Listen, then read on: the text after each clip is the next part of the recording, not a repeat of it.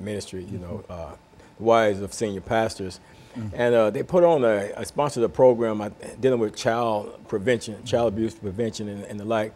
And at that point, Dr. Russell was there and he did a PowerPoint presentation and it just opened up my mind to so many different things concerning this issue that, you know, that I wasn't aware of. And I'm pretty sure that, like I myself was not aware of a lot of these things. Very good. I'm sure there's so many other people that are not aware of just the little, I don't know if the word subtle would be the proper word to use, but I'm going to use it. Subtle aspects of child neglect, when people are doing things and not realizing that they're actually neglecting the child in the process. You know, for example, you know, something that's simple to me, I mean, and Dr. Russell can correct me if I'm wrong, but if I'm sending my child out of the house in the mornings without properly grooming that child, you know, the child goes out, teeth not brushed or face not washed or anything like that. To me, that's a subtle form of neglect, and it may even be a greater form of neglect. But to me, it's neglecting because you're neglecting to provide the care for that child. Or if you got a child, a 3, 4, 5, 6, 7-year-old child, and you haven't trained that child to dress, and you're just saying, go in there and put your clothes on and stuff like that. To me, that's neglecting the child, because my understanding is we're supposed to train up a child in the way that they should go. And that includes, you know, showing them how to sit at the kitchen table and how to hold their knives, their spoons and forks, and how to eat and eat properly, because they're going out and they're going to be interacting in a social setting. And if we don't train them in the house, then we're neglecting the child, because we're neglecting to train the child. So the child gets out into general public and don't know how to connect and function because they've been neglected in the home in terms of being trained in how to do these things.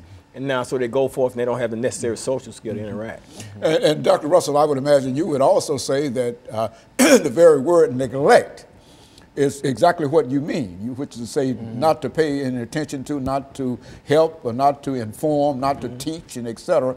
And so anytime that a parent is not teaching his child, he or she is neglecting that child. Not only a parent, any other individuals who don't deal. Would that be a correct statement in reference to how sociologists and others look at this? Neglect is anything that prevents a person from developing the skills necessary for life, you know, to deal with life.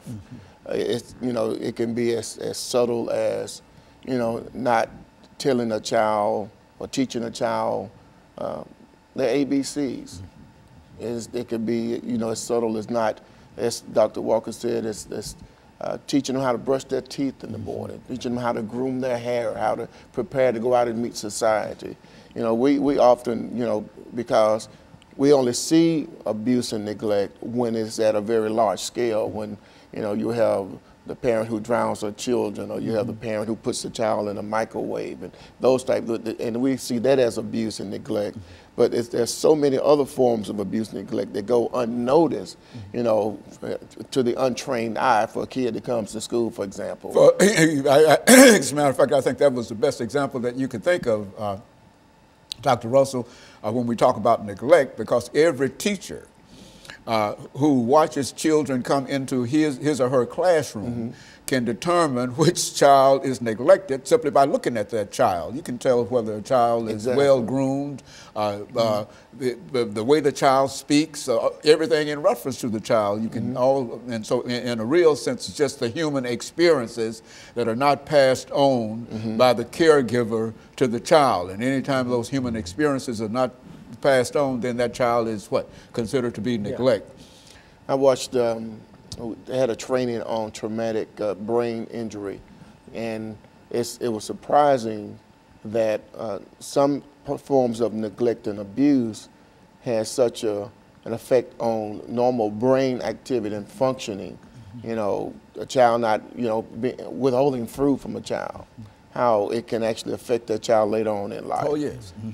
You know, withholding love, you know, and just really nurturing, withholding that nurturing mother or father type of connection with that child can actually affect certain brain activity to where the child grows up with these holes, where they, then they start looking for other things to fill those holes. Well, when you deal with, doctor, your clients, how do you bring them in to deal with them? I mean, do they come to you and say that I've neglected my child, or are they sent to you by somebody? I mean, how do you get in touch with these? Normally, I know up front that they've been, they're coming to me as dependent neglect, because that's the way that the referrals come into me, and it states that they're dependent neglect, and it kind of gives me, an overall view of what type of neglect the child has been subjected to.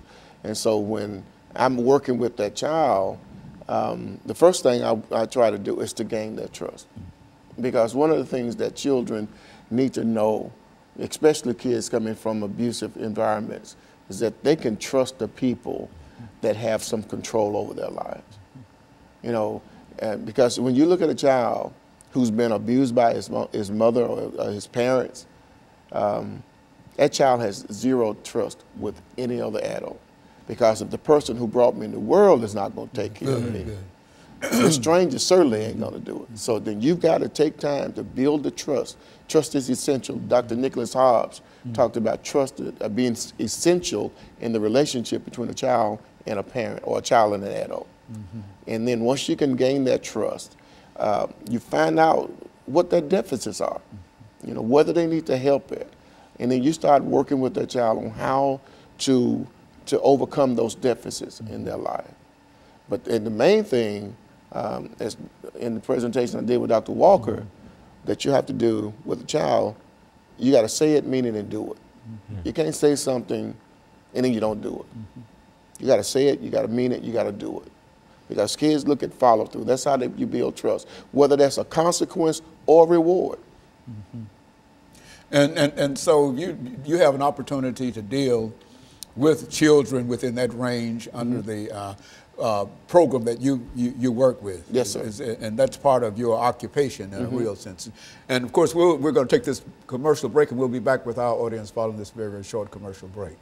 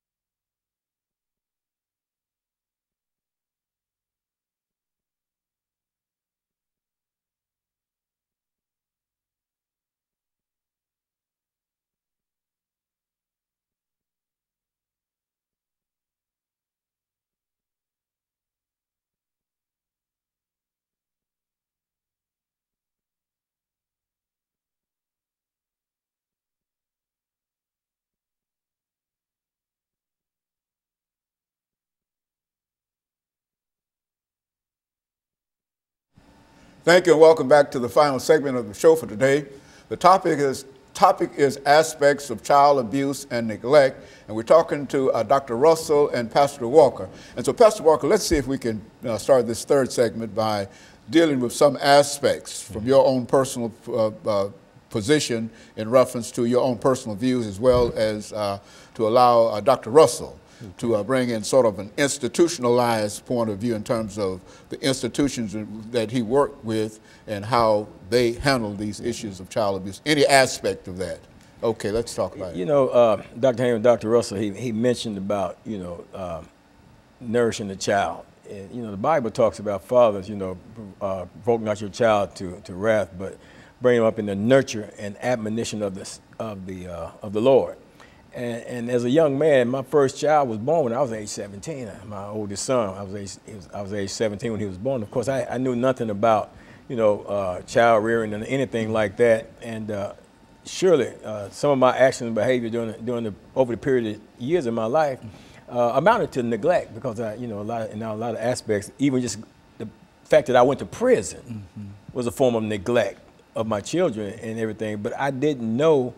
I was taught that, you know, the woman, she took care, she brought up the children, she took care of the children, made sure they had their needs.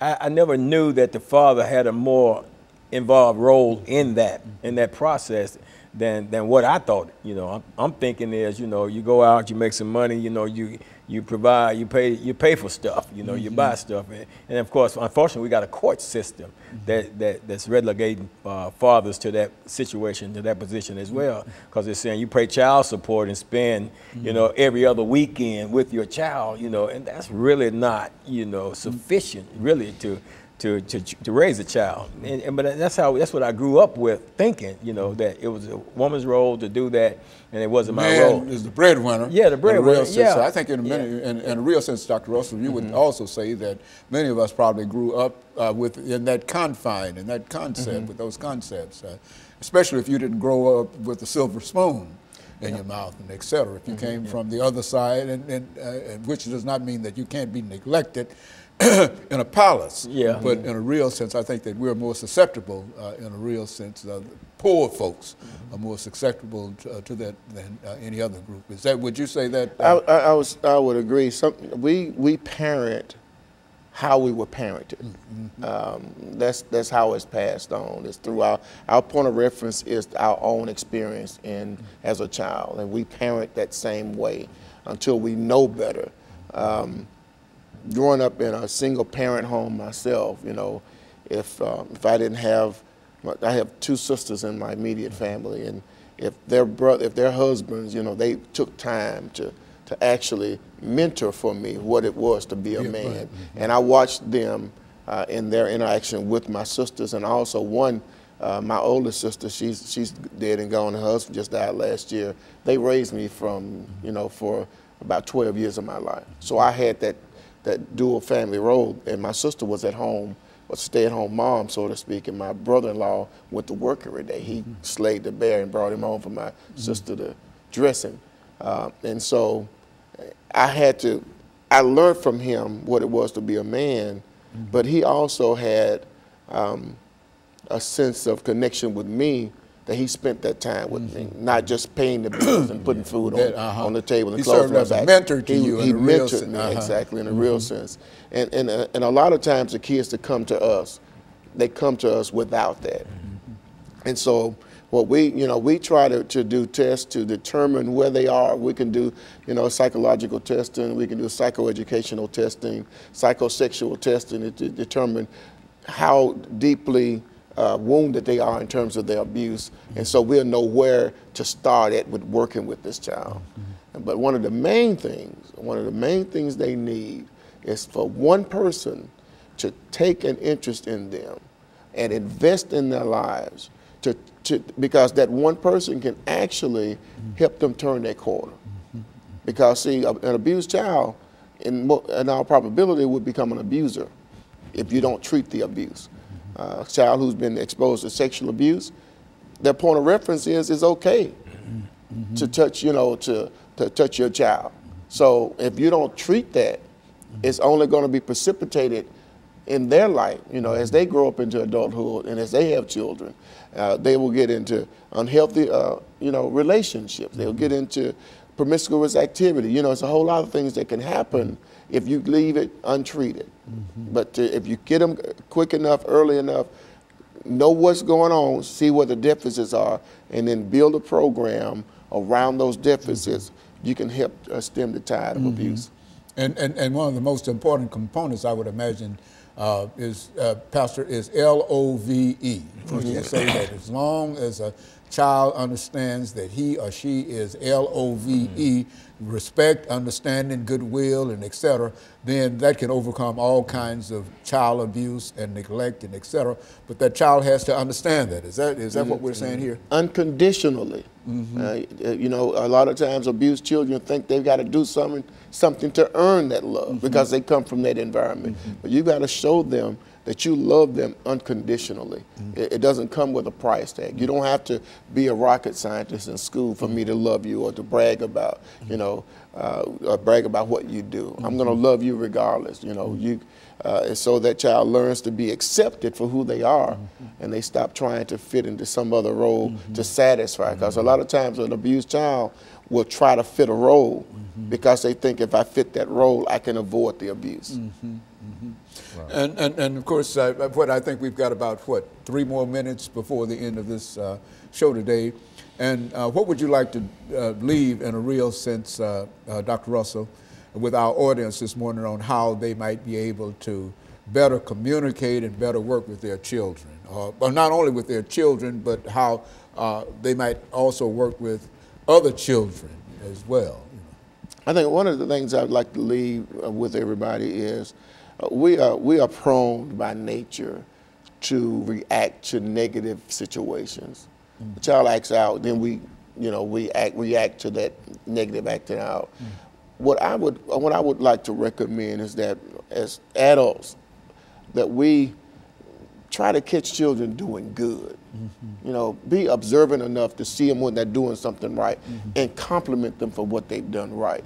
You would be surprised how much that does to their self-esteem. Especially if they're coming from environments where they're told they're wrong, everything they do is wrong, you know. And it doesn't have to be the parent that catches that child doing good. It could be a teacher, it could be, you know, a social worker, it could be just the pastor of the church, it could be a deacon in the church, you know, because that whole village mentality, it really needs to be implemented in our communities. We need to, as a community, pull together to stem the tide of abuse among our children. And trying to do whatever we can in order to increase their self-esteem, how they feel about themselves. How they feel about because how they feel about themselves is how they will act toward others, you see. And a bully will generally try to bully other folks, you see, because he understands that he himself is a bully and etc. And so, Pastor, we've got about 1 minute and 21 seconds during this last segment here. Let's see if have you got any final statements. Then perhaps we'll allow Dr. Russell to sort of close us out this morning. Yeah, I'm just thankful that Dr. Russell is coming on here today and saying some of the things that he's saying, because he makes some valid points, especially when he talks about, you know, speaking to or actually looking for opportunities to catch the child doing something right and good, and then compliment him, because I know you can only raise somebody's self-esteem by doing something like that, and further enhance who they are and who you grooming them to be. And I just thank God for knowing Pastor Russell. Like I said, I don't have a degree, but I know some sharp, smart people. And we appreciate you bringing us this smart man by this morning to give us some information in reference to various aspects of child abuse and neglect. I don't think that any of us have said anything that people are not familiar with, but I think that we had an opportunity to sort of bring it all together for them this morning. And I want to thank the two of you for doing that. And I want to encourage our audience to tune in again next week to another informative edition of Comments. Thank you and good morning.